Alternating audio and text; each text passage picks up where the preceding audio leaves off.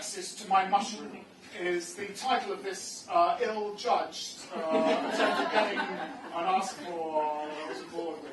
At the beginning of the scene, the day I was sexist to my mushroom is the title of this story. The story will be told between the four of us, but just one at a time. Whoever is speaking can be replaced, and the story will seamlessly be carried on by the next person. But to inform each of our quarters of this story, we're going to ask for something which I have begun asking for you now at the beginning of the sentence that I'm in the middle of. Could I have a reason why some people might be late? Could I have an author, perhaps your favourite author, an author from past, present, a popular author, or a... Jonathan Swift. Jonathan Swift. Could I have a contrasting author?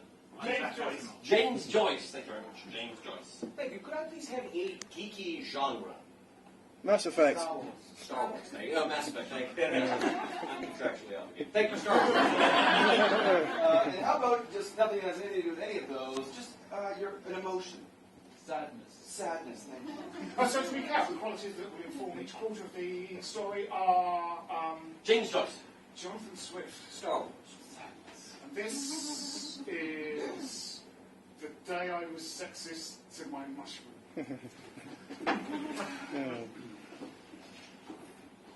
There are those who would have you believe that mushrooms reproduce asexually, that they have no gender qualities. This is true in our world, but a long time ago, in a galaxy far, far away, there lived species of fungus people. Mushroomians, they were called. Mushroom People grew in a bed of feces. It's very much like society. If the mushrooms were the poor and the feces were lies, they grew in the lies, fed to them by a state that ignored their basic needs and gave them only feces. Feces to eat, feces to sleep on, feces to grow in, people to send their... People to send their friends to. The feces pop down the back end of the alley where the feces lie, but are the mushrooms there or are the mushrooms not?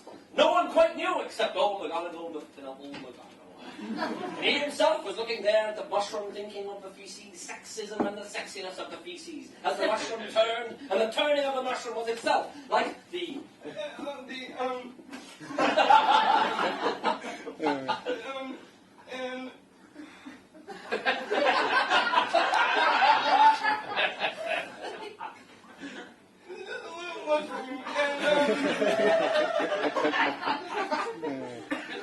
kept thinking, like, why? And there was no good answer. I mean, really. I mean, you try. I mean, you get up every morning and you try. You try, there's no one there but the bottom end of a Guinness glass as McGonagall looked down sadly at the curved, buttock-shaped mushroom. Buttercups as they themselves, they spread. They glided, they glid through the streets as he did, and he looked at himself, and he looked at the sexiness of the mushroom as it pursued him. And it pursued him down through the memories of the streets and the beach black dark side of the force. For the mushrooms were strong with the dark side, growing as they did in the darkness. The dark side was strong with them. They gave in to their emotions, gave in to their anger. They found power within the Force, and they could use that Force lightning, which Jedi can't, unless you're using the add-on module. At the same time as the society was growing in the darkness, a parallel society of people were growing in the light. They were bright white in colour and reflected light. Their world was one of lightness and cheer. They looked down upon the people who lived in the darkness. And why? Because you grow in the light, and you don't grow in the light. And it's like, why can you be so mean? You don't even understand what it's like to be like that. And then you go every day, you try, and They're pathetic mulings! Screamed the mushroom creature.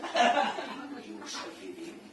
And with that, it drew its lightsaber, activating not one, not two, but 3 blades. Never had this been seen before, and it would result in more merchandise for Lucasfilm. Brandishing its 3-bladed lightsaber, the mushroom advanced. We'll kill you, the mushroom said to McGonagall.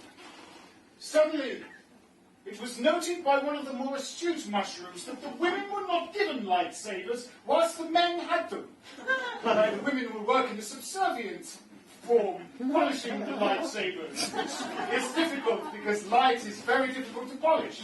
This is not fair, because women are people too.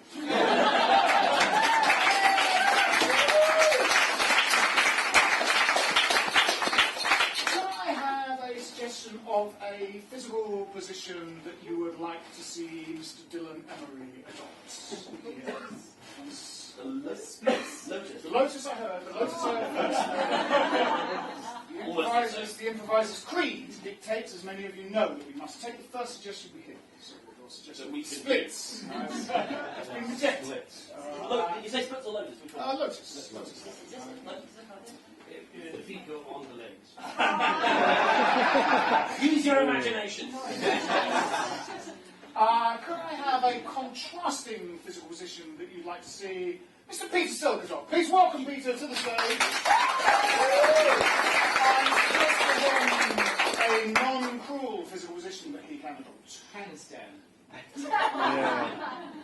Cruelty reigns in this place.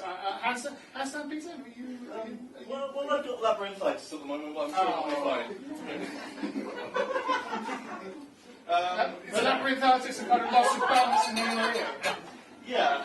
Then surely this position would make no difference. These two will begin to see justifying why they're in this universe. This is really an approximate handstand. Yeah. What?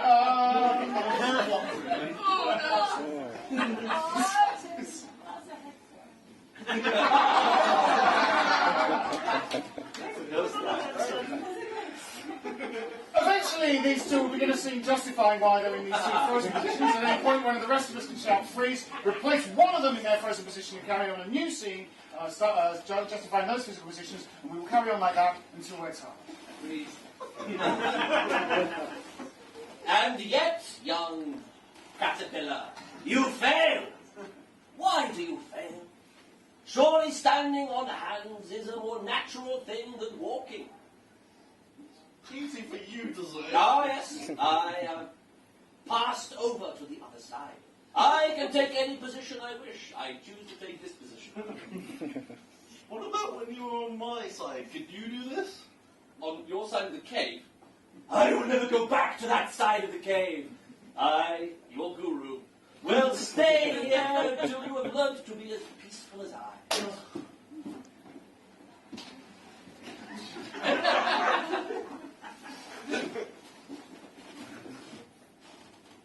Welcome to the astral plane.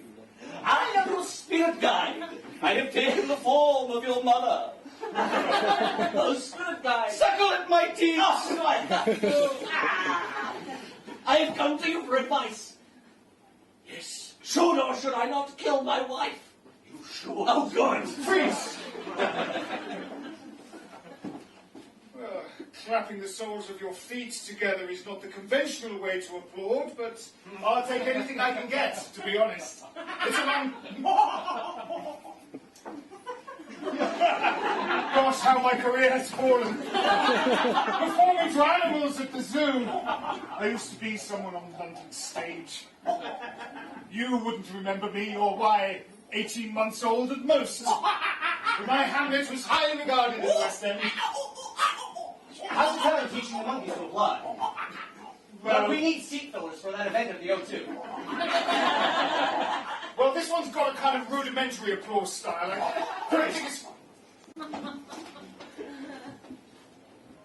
Jests are important, gentlemen. One is to be taken seriously in the Navy. How can we grow a chest the size of your chest? Oh, Your chest is huge. I know. If we were in the Navy for I'm pigeon-chested. Is there a future for me? No! Have you ever climbed a crow's nest, young snapper?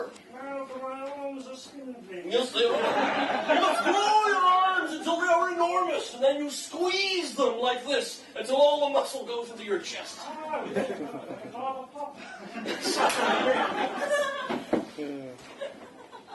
I understand you two want to have a duel. That is correct. Yes, we want to have a duel with you, the most famous duelist of all time. Oh, you want to duel me? Yes, Both of us. I slept with our wives in turn. Well, I was... Why didn't you choose his wife first? Well, she was more robust. Robust is the quality my wife is. Yes. Yeah, when you finish with that book, we're bookends. Let's put it between us and it won't fall over. Look, I'm just trying to read. If you could just be quiet. Well, until you finish it, we've got absolutely nothing to do. Well, that doesn't mean you should keep nattering in my ear. I've got to say, we can't claim the doll until we've got a job of some sort, or at least we're trying to have a job. So that's it's fine. job seekers allowance, mate. Fine, here, could you just stand between my orange juice? Oh, it's not in the job Well, description. we're not juice ends, really. We're bookends. Yes, I understand that, but I only have one book, and I shouldn't be punished because I only like to read one book. Harold! Yeah, maybe that guy's got a point, you know. Maybe we can, bend the rules a little. Don't tell the union. You know, he can hear what you're saying, but I can't come to your side because then I wouldn't technically be... Fine, here. Book him the book as I read. Ah, spirit of neutrality! Once again you come between us. I, chaotic evil, and he, lawful good. You are the very crux around which we revolve. And yet I have no opinion on this, for I am neutrality. This is your curse. Freeze! Trapped in a hall of mirrors. Which is the real me? Why, they look like me, and sound like me, and look like me. I know. Ow! I'm the real me! No, you're not! I'm the real me!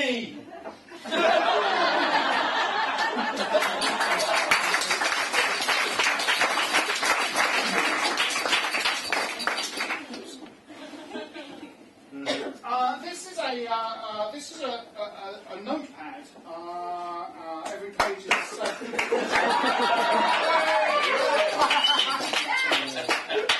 I'd like to thank the surgeon who restored my sight. First of all. Yes, this is a notepad, but it's also as you can see from the front, it's got on it aids to presentation for the business world. It has 5 instructions. Get their attention, make it relevant, give a clear central message, give an example, say what you want them to do. And rather laboriously, it's just randomly taken a letter from just the middle of the sentence and formed a word out of them that's like an aid memoir, which is armed.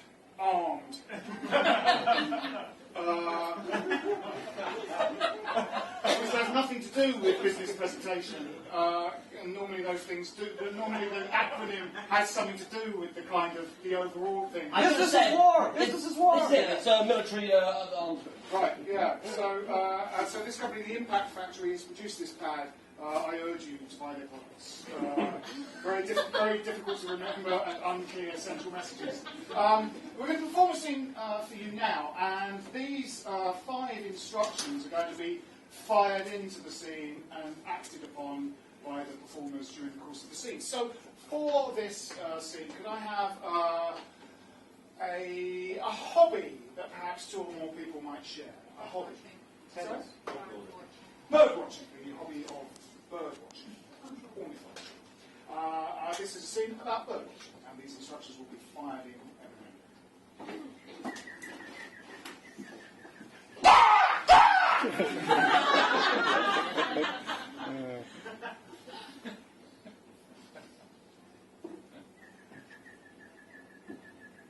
Robert, Barry, Say what you want them to do. I want them to come and land on my shoulders. You wish. It's got to be possible. I've been reading this book for hours now. It tells you how to recognize them. It doesn't tell you how to hypnotize them. Why do you need to hypnotize birds? They're perfectly happy where they are. Have you not seen the man in Trafalgar Square? Pigeons adorn him like some kind of pearly crown.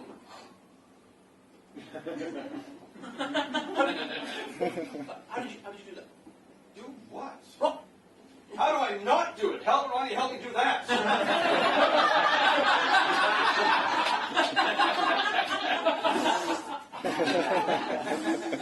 It's comforting for a moment, but then... Robert, I've been wanting to do this for years. You know that. What have you done? You found a secret. Tell me. Tell me. It's been like this for the last week, Barry. I can't help it. I don't know what I've done. And I'll tell you, I didn't read that stupid book that had nothing to do with it. Give an example. Well, last week, when I was not wanting books, then what happened was I came across a lucky penny. You've got the second one now. Go on, yes. And with that lucky penny, I bought some lucky bird seed, and I put it in my hair. Bird seed in your hair. Genius. Look, stand with me. Could I have the bird seed? Well, it's in my pocket. Make it relevant. Just like the financial crisis that goes on in this world. This pocket is filled with seeds, and the more you take of it now, the less we will have later. I must have that seed. It's my dream. It's always been my dream to just have birds nesting on me and picking my hair. And what is a dream? What is a dream? A dream is something you have and you hope and you wish for. And then what happens when you have it? Then you have nothing. But it's so close.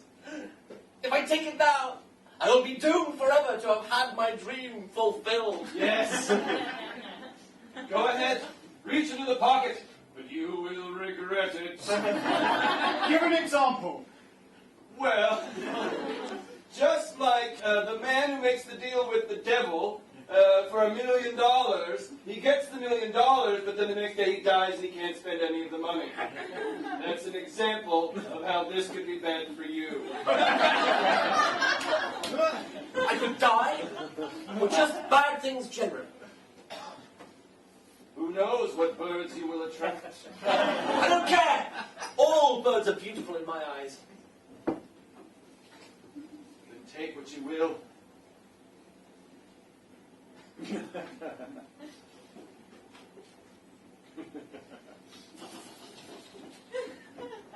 You're a fool, Barry. I know, it's wonderful. Give a clear central message. Just go for it, boys and girls. You'll never regret it. Do the thing that's immediately in front of you. Steal if you have to. Kill if you have to.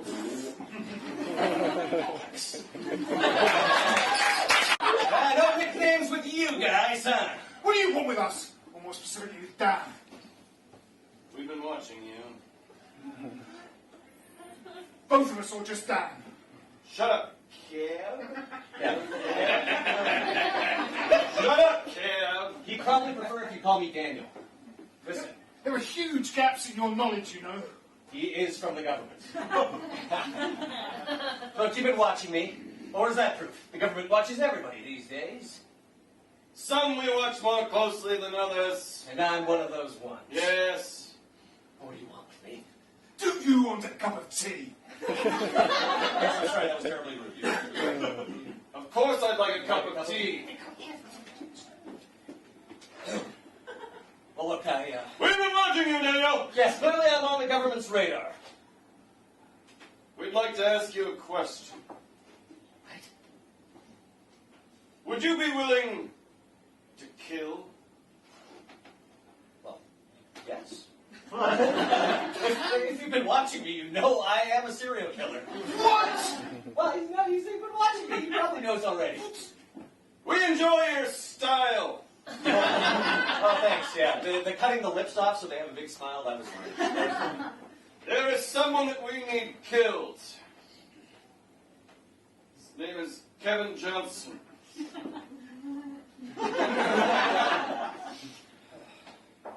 Well, when a man Cagney's government calls, what can you do but answer? Dan? We can't pay you anything right now. I don't do this for the money. That's why we chose you. You're an artist. Dan, don't listen to what he says. And do you want some tea? I'd love some tea. I'm sorry, Kev. This is the way it's got to be. Why? What have I done? You haven't done anything.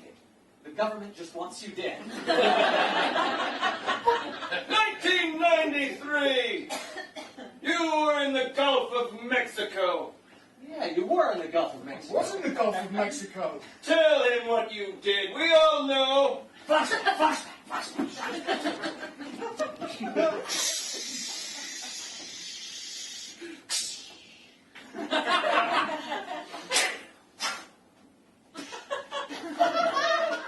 how you drink a beer. You want another beer? I'll have another beer. What? You're drunk. No, I'm not.